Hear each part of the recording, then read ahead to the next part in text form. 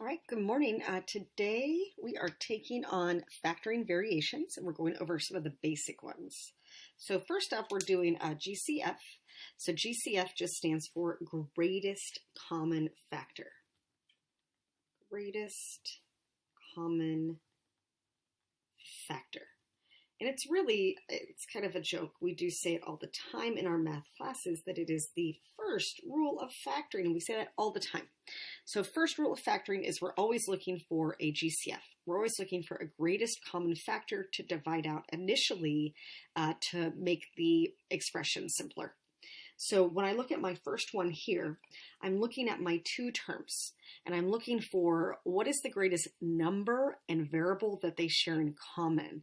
So when I look at both of these, I think, okay, well, I know they're both divisible by 12. What about 24? Is 144 divided by 24? It is, right? It goes in 6 times. So they're both divisible by 24. And they both are divisible by x. This one has 4 of them, this one has 1 of them, so they share 1 in common. So I'm going to divide out from each term a 24x. And when I divide out a 24x here, right, 144 divided by 24 is 6. X to the 4th power divided by x is x to the 3rd power. And then here, when I divide 24x by itself, that's just 1. So this is all I can do. I'm done. 24x times the quantity of 6x to the 3rd power, take away 1. If I wanted to double check, I could always distribute that 24x back over the 6x to the 3rd power minus 1. So if I just double check it here, these multiply back to 144, x to the 4th. And then here, this multiplies back to negative 24x. So I know I did my job. It was box when I'm done. All right, for the next one here, when I look at the numbers first, I see a 15 and a 25. They are both divisible by 5, so I can divide a 5 out. For the x's, this one has 3, this one has 1, so I can just divide out 1. Sweet little x. And then for the y's, this one has 5, this one has 8. So I can divide out 5y's. So if I divide 15 by 5, I have 3. X to the 3rd power divided by x, I have x squared. And then y to the 5th by itself would be just 1. Okay, over here, the negative 25 divided by 5 is a negative 5. X divided by x is just 1. Y to the 8th over y to the 5th would be y to the 3rd. Okay, and then if I just double check it, if I multiplied back, distributed back, 5 times 3 would be 15. X times x squared would be x to the 3rd, and then y to the 5th. Okay, if I distribute here, I got 25, x, and y to the 8th. So I know I did my job. That's all I can do. I box when I am done. All right, next up, difference of 2 squares. So a difference of 2 squares pattern always looks like this. I have x squared minus y squared. So I have a squared term minus a squared term. And that breaks into the product of x minus y in parentheses times x plus y in parentheses. And the order that I write those, it does not actually matter. Okay, one thing I want to also just point out, since I have some room, is that there is no sum of 2 squares. So there is no sum of 2 squares. There is only a difference of 2 squares. All right, so looking at problem 3. I can see x squared minus 9. So I want to identify that this is a perfect square. It is x to the 2nd power. And that 9 is also a perfect square. It's 3 squared. So once I can identify that, then I can break it into 2 packages. X take away 3 and x plus 3, just like so. Now, if I didn't trust myself or I wanted to double check, I could always multiply this back out. I could FOIL it back out, and it should take me back to the original structure up in here. And I should be able to see that when I multiply this part right here, the outer part, the 3x, and the inner part here, negative 3x, those are opposites, which is why I don't have a linear term in the middle. All right, box in the final answer. Okay, next up in 4, I still have a perfect square minus a perfect square. This is x to the second power. This is 1 to the second power. So I can break it into x minus 1 times x plus 1. Okay, this next one here, 25, x to the second power. 25 is a perfect square, so is x squared, so is the 4. This is really 5x in parentheses squared, and this is 2 squared. So I'm just identifying what it is squared. So 5x is being squared, 2 is being squared. So I can break that into 5x minus 2 times 5x plus 2. And again, I know I said that before, but the order that I write those factors, it doesn't matter. So I could have written the 5x plus 2 before the 5x minus 2, doesn't matter. Okay, next one, x to the 4th power minus 16. So perfect square, perfect square. I have x to the 2nd power squared, and I have 4 squared. So now I can write this as x squared minus 4 times x squared plus 4. Okay, but now that I stop and I look at that, that doesn't look finished. I'm not fully factored. I can see that right here, this is still a difference of 2 squares. That's x squared, that's 2 squared. This can break down more. There is no sum of 2 squares. This does not break down anymore. So this first part becomes x minus 2 times x plus 2, and then the x squared plus 4 stays put as is. This is fully factored. We essentially had a double difference of 2 squares built into that problem. Okay, next up is a basic quadratic trinomial.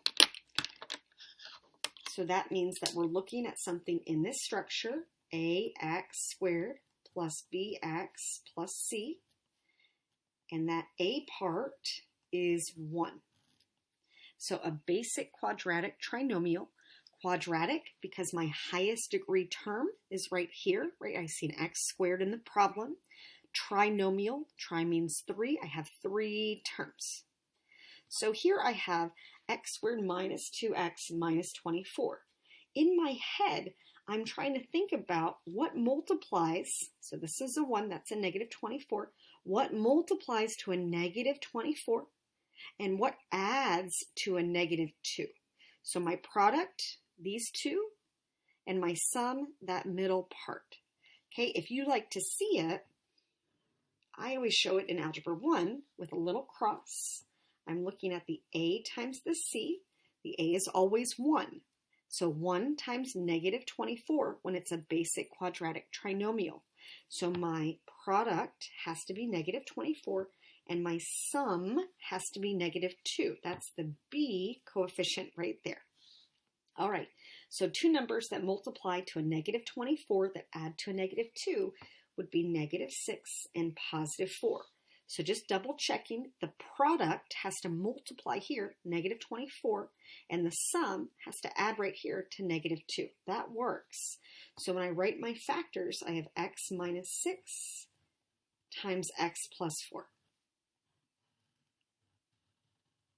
Okay, and you don't have to draw it out like this. This is just kind of a visual crutch for you, just to help you see what you're trying to get to as your product and your sum. Okay, my next one here, I see, oh, well, I don't have a 1 out in front. I have a negative 1. So I actually have a GCF first. So I'm just going to remind you of that. That is our first rule of factoring. We want to divide the GCF out first. Okay, so I'm going to start by dividing out a negative 1, and then I'm leaving behind, so everything turns to the opposite sign when I divide out a negative 1. So I have x squared plus x minus 42. So I don't want to forget that I divided out that GCF of -1 first. So now what's in parentheses is a basic quadratic trinomial. So I'm looking for two numbers that multiply to a -42 and that add to a 1. So again, the product is the 1 times the -42, so that's my product, and my sum is that linear coefficient right there of 1. So that has to be a 7 and a 6. The 6 is the negative.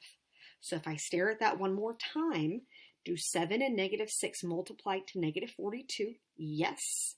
Do they add to a +1? Yes.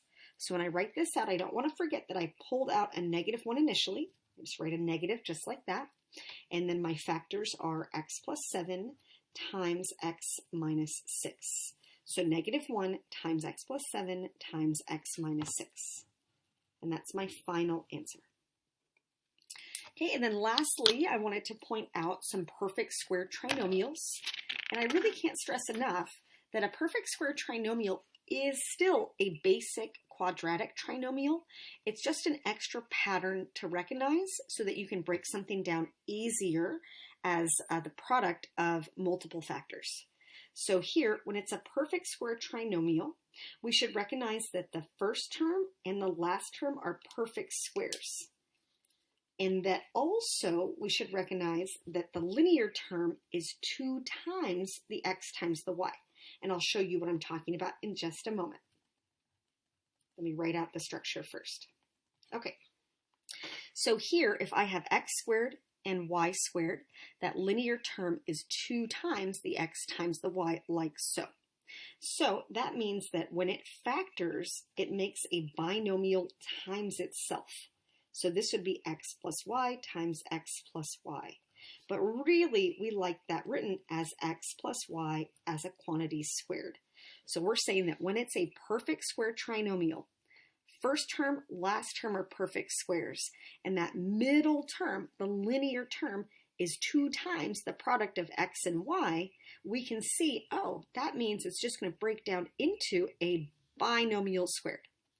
Okay, the other way to look at it, sometimes we have x squared minus 2xy plus y squared. So in this one, the only thing that's different is the sign on the linear term. It's now negative instead of positive.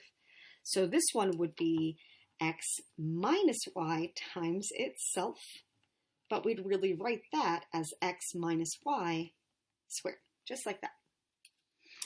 All right, so now looking at problem 9. So here, is that a perfect square trinomial? Well, let's look. This would be x squared. This would be 3 squared. Okay, so if I take the x and the 3 and I multiply, that's 3x. If I double it, does it get me what's in the middle? Yes. So I recognize it as a perfect square trinomial. I know it's x plus 3 times x plus 3, but I write it as x plus 3 as a quantity squared, just like that. Okay, and then for 10, here again, I want to look at that first term. Well, that's x squared. That last term would be 4 squared. Okay, but in the middle, I'm seeing a negative 8x. So I'm just checking first, is x times 4, okay, 4x, doubled 8x? Yes. Okay, and what if here, what if that was, instead of being x plus 4 as a quantity squared, what if it was x minus 4 as a quantity squared? Would that get me the minus here and the plus here? It would absolutely get me the minus on the linear term and a plus on the constant. So I can see that once I identify it as a perfect square trinomial, I can see that this number here is really half of that coefficient, right? Half of the 6 was the 3, right? The positive carried with it. And over here, here's negative 8, half of that, there's that negative 4 right there. So I can see how to break it down even more quickly. All right, that's all I got for today. Have a good rest of your day.